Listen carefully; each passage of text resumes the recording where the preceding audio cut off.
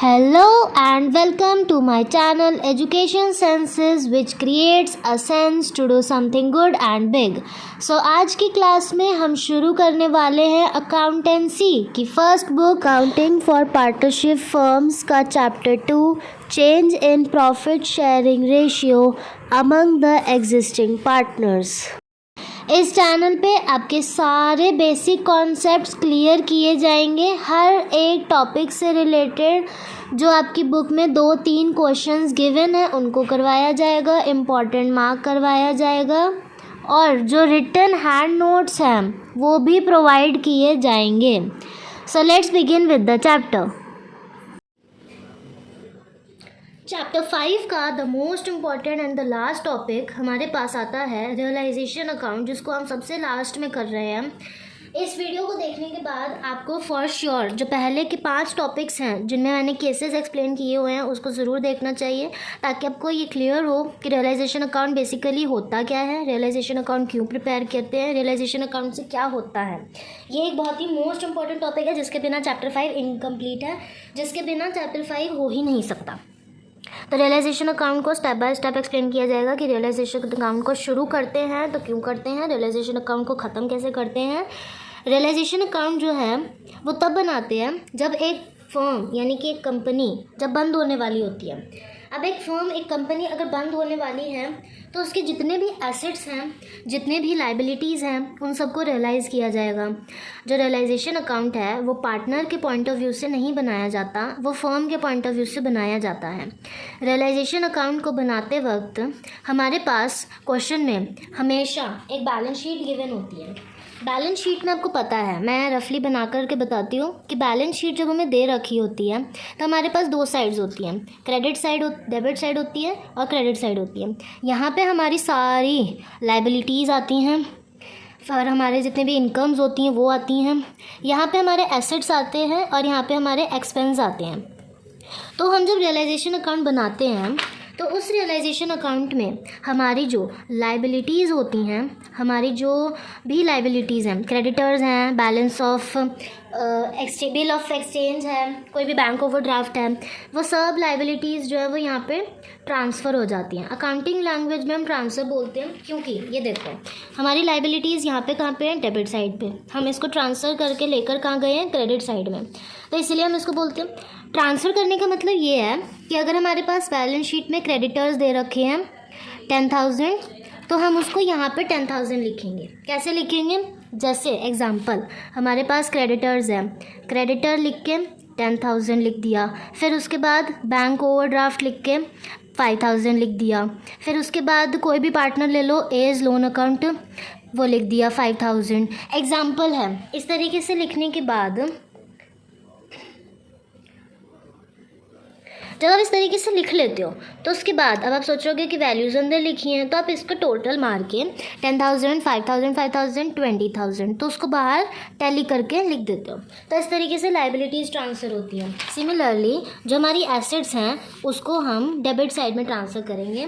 जितने भी हमारे एसेट्स हैं उनको हम इधर डेबिट साइड में ट्रांसफ़र करते हैं। एसेट्स में हमारे पास बहुत कुछ आता है, जैसे कि डेटर्स हो गए, ठीक है, डेटर्स की वैल्यू लिख ली 5,000, फिर उसके बाद फर्नीचर लिख लिया, ठीक है, फर्नीचर में लिख लिया 20,000, फिर उसके बाद मशीन लिख ली, ठीक है, मशीन लिख लो, इन्वेस्टमेंट लिख लो, कुछ भी लिख लो, बहुत कुछ आता है। इसका टोटल करेंगे 30,000, उसको बाहर टैली करके लिख लिया। तो इस तरीके से जब हम अपने बैलेंस शीट में से वैल्यूज़ को रियलाइजेशन अकाउंट में ट्रांसफ़र करते हैं तो मतलब ट्रांसफ़र करने का मतलब है कि उस बैलेंस शीट में से सारी आइटम्स को उठा करके इसमें कॉपी कर लेना है। उसमें से जब आप इसमें लिख लेते हो तो उसके बाद नीचे बैलेंस शीट के बाद नीचे एडजस्टमेंट्स दी होती हैं। उन एडजस्टमेंट्स में हमें बता रखा होता है कि जो हमारे पास डेटर्स हैं, डेटर्स रियलाइज़ हो गए हैं, ठीक है, 5,000 के थे तो 10,000 में रियलाइज़ हो गए या 2,000 में रियलाइज़ हो गए। हमारे क्रेडिटर्स थे वो रियलाइज़ हो गए, फर्नीचर था वो किसी पार्टनर ने ले लिया। तो इन सभी एडजस्टमेंट्स को करने के लिए हम एसेट्स को यहाँ पे एडजस्ट करते हैं और लाइबिलिटीज़ को यहाँ पे एडजस्ट करते हैं। जब हम एसेट्स को रियलाइज़ करते हैं तो हम बाय बैंक लिखने के बाद बाय बैंक अकाउंट मैं हाईलाइट करके इसलिए बता रही हूँ क्योंकि ये बहुत इंपॉर्टेंट टॉपिक है, पता होना चाहिए कि ट्रांसफ़र किसे कहते हैं, रियलाइज़ किसे कहते हैं। बाय बैंक अकाउंट लिखने के बाद हमारे पास डेटर्स हैं, डेटर्स रियलाइज़ हो गए, ठीक है, हमने डेटर्स लिख दिया। कितने में रियलाइज़ हुए, मान लो 2000 में हो गए।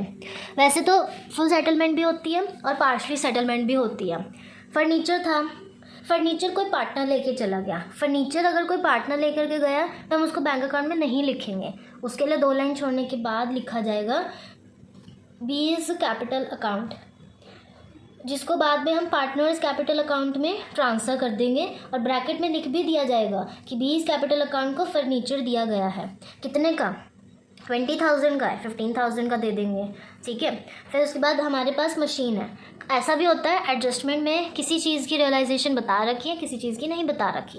डेटर्स हो गया, फर्नीचर हो गया। मशीनरी की रियलाइजेशन नहीं दे रखी थी तो मशीन को आप अपने आप एट पार रियलाइज़ कर दोगे। 5,000 की थी तो 5,000 कर देंगे। इसका टोटल करके 7,000 बाहर लिख देंगे, इसका टोटल करके 22,000 बाहर लिख देंगे। तो ये हमारी क्रेडिट साइड में रियलाइजेशन हो गई। अब इसके बाद जो हमारी लाइबिलिटीज़ आती हैं, इनकी भी एडजस्टमेंट्स दे रखी होती हैं। तो इनकी एडजस्टमेंट करने के लिए हम यहाँ पे लिखेंगे to bank account. To bank account लिखने के बाद इसके नीचे हेडिंग दी जाएगी। अब हमारे पास क्रेडिटर्स हैं, ठीक है, क्रेडिटर्स हैं। क्रेडिटर्स को रियलाइज मतलब जो लाइबिलिटी थी वो पे ऑफ कर दी। 10,000 की थी, 8,000 में पे ऑफ कर दिया। बैंक ओवरड्राफ्ट था, बैंक ओवरड्राफ्ट की अगर एडजस्टमेंट नहीं दे रखी है तो आप बैंक ओवरड्राफ्ट को अपने आप से भी रियलाइज़ कर सकते हो, क्योंकि मैंने अपनी लास्ट वीडियो में जो सब इंपॉर्टेंट नोट्स थे उसमें बताया हुआ है कि अगर कुछ नहीं दे रखा होता तो आप उसको एट पार कर देते हो। फिर उसके बाद एज लोन है, एज लोन भी आप कर दोगे। कितने में, 5,000 में है। इंटरेस्ट का केस दे रखा है तो इंटरेस्ट आ जाएगा, नहीं दे रखा है तो नहीं आ जाएगा, ठीक है। तो इसके बाद आप ये मान के चल लो कि ए लोन हमारा पार्टनर नहीं था, क्योंकि हम रियलाइजेशन में अगर लोन अकाउंट लिख रहे हैं यानी कि वो हमारी फर्म का पार्टनर नहीं था। तो हम इसका टोटल करेंगे तो 18,000 हमारा बाहर आ जाएगा। इसके अलावा भी जैसे हमने यहाँ पर बीज कैपिटल लिखा तो यहाँ पर भी हम लिख सकते हैं कि कोई सीज कैपिटल अकाउंट है। सीज कैपिटल अकाउंट हमने इसलिए लिखा कि हमने जो टॉपिक 3 में रियलाइजेशन एक्सपेंस के केसेस करे थे उसमें हमें क्लियरली शो हो रहा था कि अगर कोई भी रियलाइजेशन एक्सपेंस है जो फर्म ने पे नहीं किया लेकिन एक पार्टनर ने पे किया है तो वो आप अपनी डेबिट साइड में सीज कैपिटल अकाउंट करके लिख सकते हो। कितने में, 10,000 में। कोई भी अमाउंट ले लो, 10,000 या 5,000।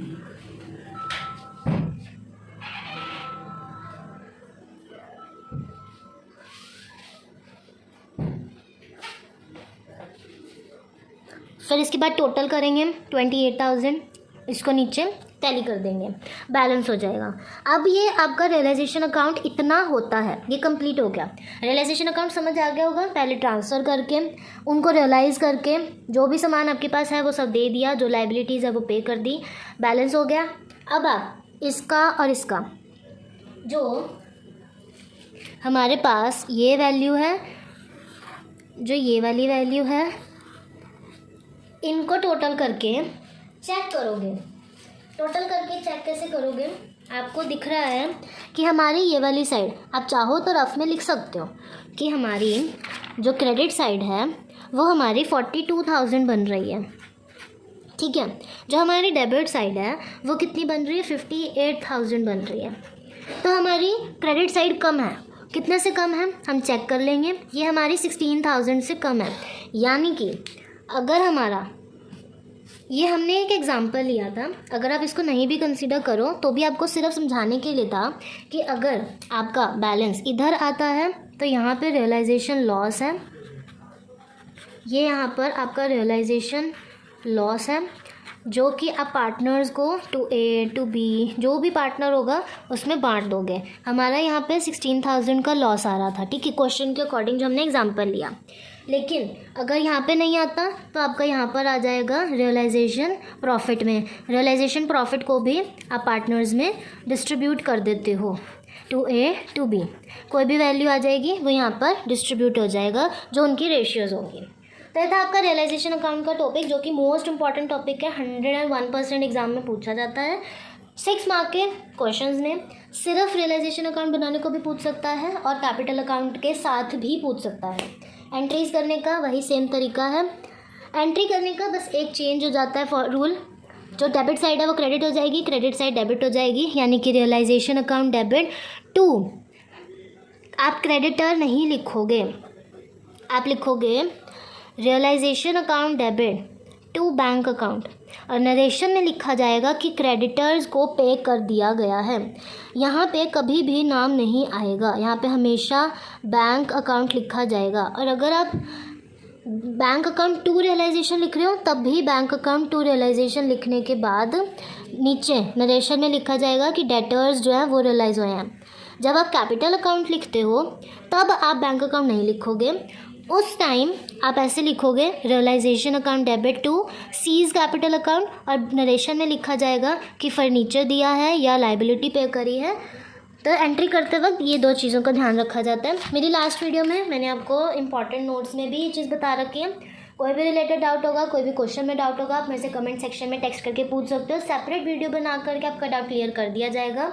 इससे रिलेटेड रिटर्न नोट्स चाहिए होंगे, आप मुझे मैसेज करके पूछ सकते हो, मेरे पास प्रिपेयर्ड है, आपको PDF फॉरवर्ड हो जाएगी। तो ये था आपका चैप्टर 5, और इसी के साथ आपका जो पार्टनरशिप फर्म की वॉल्यूम 1 वाली जो बुक है वो कंप्लीट होती है। चैप्टर 1 2 3 4 5 से रिलेटेड कुछ केसेस हैं प्रोविज़न फॉर डाउटफुल डेट से रिलेटेड, तो उन PFDD के केसेस जो हैं आपके साथ यूनिवर्सली शेयर कर दिए जाएंगे, जो आपके चैप्टर 1 2 3 4 5 में यूज़ होंगे। तो उस PFDD के केसेस की जो PDF है वो भी प्रोवाइड कर दी जाएगी, आप मेरे साथ ज्वाइन हो सकते हो, और उसको उन केसेस को समझाने के लिए वीडियो भी शेयर हो जाएगी। लेकिन फ़िलहाल के लिए आप इन 5 टॉपिक्स की जो 5 चैप्टर्स की जो वीडियो हैं आप उनको अच्छे से समझो। कोई डाउट है आप मेरे से पूछना, मैं आपको क्लियरली उनको अलग सेपरेट वीडियो बना करके एक्सप्लेन कर दूँगी। तो इसी के साथ आपकी फर्स्ट वॉल्यूम कंप्लीट होती है। इसके बाद हम अभी सेकेंड वॉल्यूम को बिगिन करेंगे, बट उससे पहले PFDD के केसेस फॉरवर्ड कर दिए जाएंगे। कंप्लीट हैंड रिटन नोट्स के लिए कमेंट में टेक्स्ट करना है, then you will be provided with the WhatsApp number and QR code.